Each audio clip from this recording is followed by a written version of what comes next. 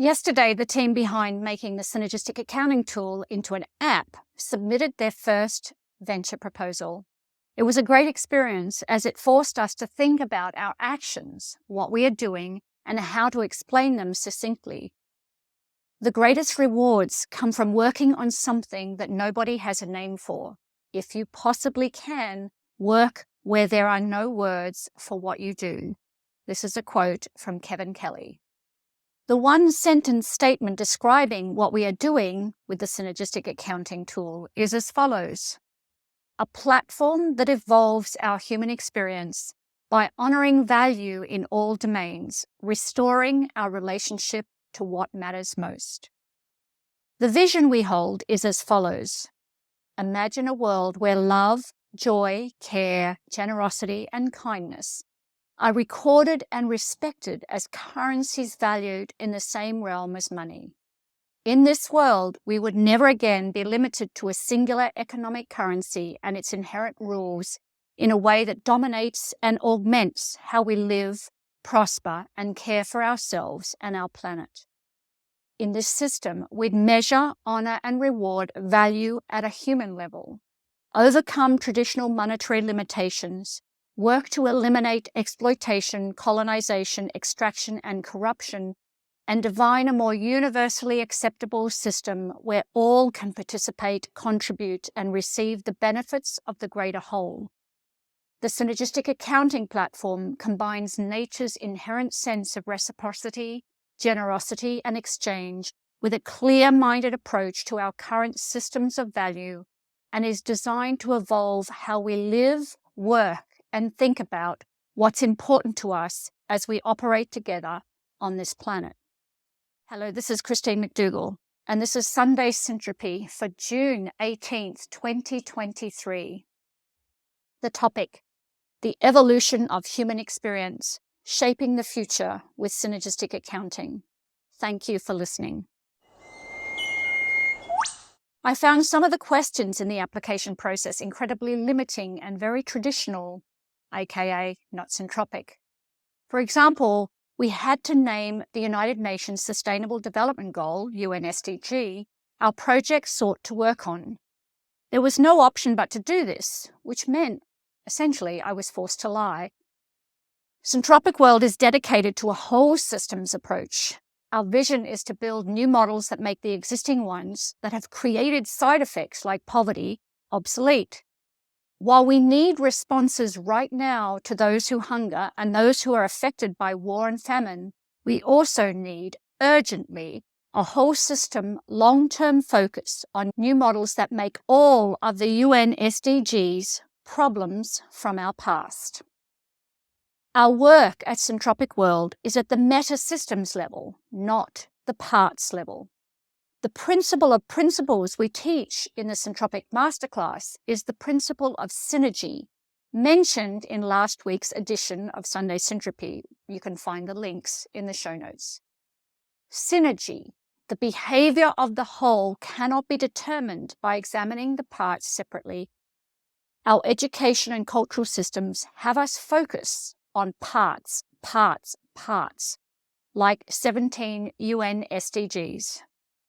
Yet we have all these problems outlined in the 17 UN SDGs because of our complete failure to address the whole, the meta-systems behind poverty, hunger, climate, and migration. Buckminster Fuller said we have to start with universe first. We were also asked to comment on how many full-time employees we have and list a number.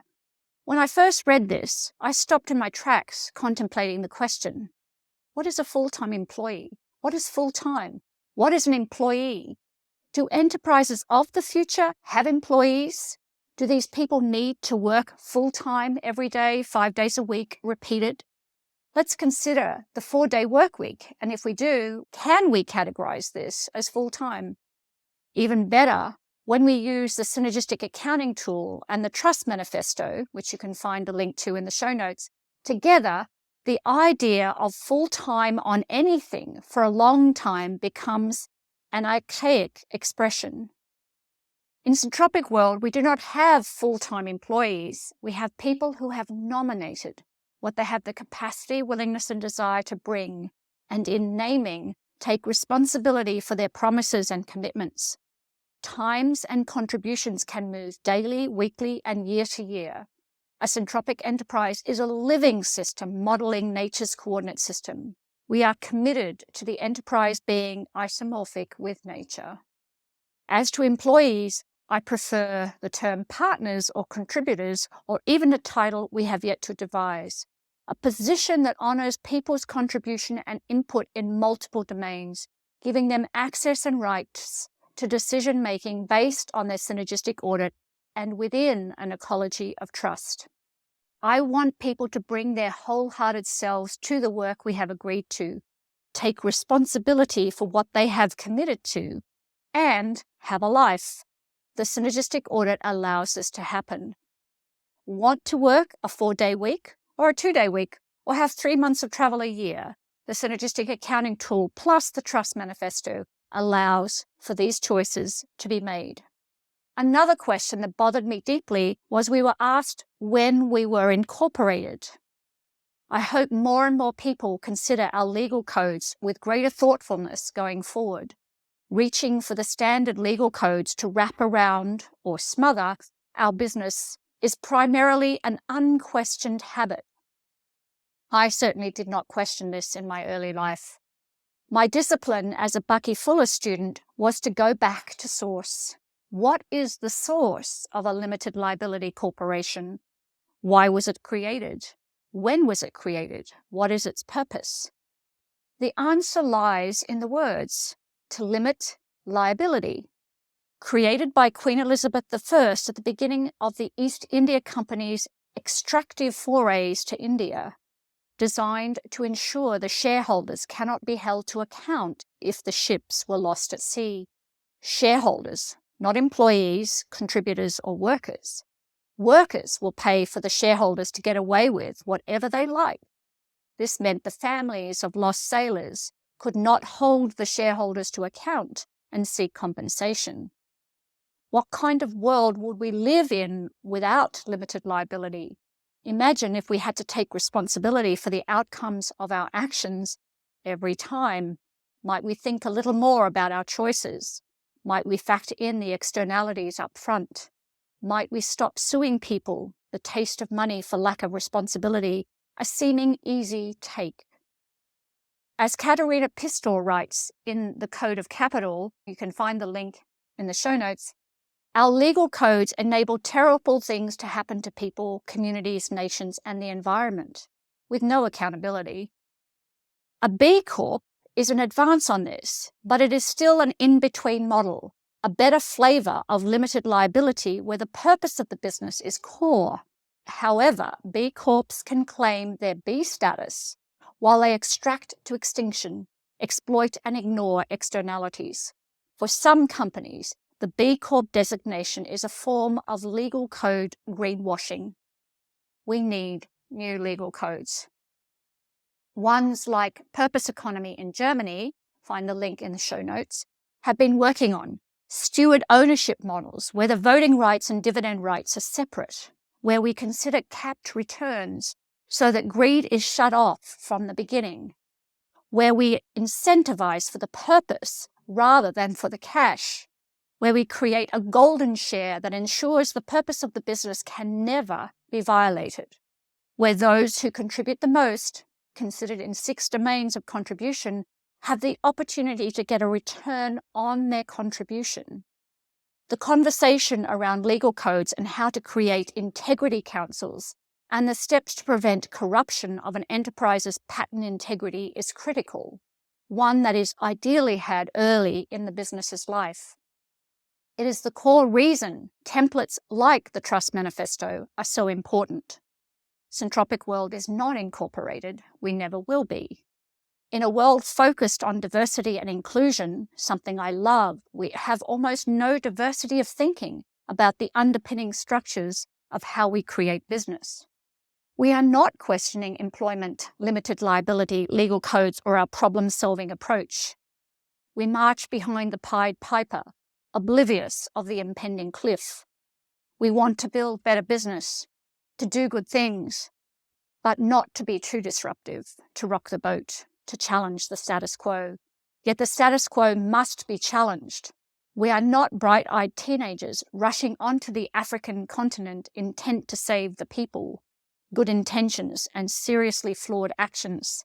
The people do not need saving. It is time we examined our operating system, the systems and structures that have poverty, inequity, hunger, climate catastrophe, and AI decimation built in by design. It is time we waken to the metastructures of power, incentive, and win-lose. We cannot behave as children, hiding behind, I don't know, it can't be true, I didn't know. Get educated, go to the source, invite diversity of thinking about the metasystems like money, currency, and legal codes. It is time we become omni-considerate of everything before we do anything to fix something for the long term. Waking up to the recognition that what we have not questioned till now is contributing to destroying our beautiful home planet and all her creatures is hard and dark work. We must confront it first. Only then can we start taking action for transformative change. I know this journey well. I spent most of my life not questioning anything about our metasystems. I wholeheartedly spent my day polishing the guardrails on the Titanic, believing I was doing great work. Understanding and responsibility are a heavy load. Once seen, we cannot unsee. And then we get to the real work. Beautiful, bold, making the existing obsolete. Together, because the only maps we have are the ones that have always been there. Mother Nature's maps and designs. We must determine how to use these time-tested maps and tools in everything we do, if we want a world with a future. I love answering your questions, so if you have any questions for this episode or previous episodes, please visit syntropic.world/podcast and click the orange button. Hi, Steve from Melbourne here, and my question is... Hi, this is Robin from warm and sunny Tanzania. My question is... Good morning, this is Michael Frebe from Germany. My question is... Hi, this is Colleen in the Netherlands. My question is... Hi, this is Cindy from beautiful Cambridge. Hello, I am Paul Epping from the Netherlands. And my question for the podcast... Bonjour, my name is Dorothy from Brussels, Belgium. Hi, my name is Ivan from Cali, Colombia, but I'm living in Bali right now. So my question is... Hi, I'm Rochelle Armstrong from Northeast Victoria, Australia. My question is... Hiya, this is Lorraine in Montreal, Canada, and my question is... And that completes my question. And that completes my question.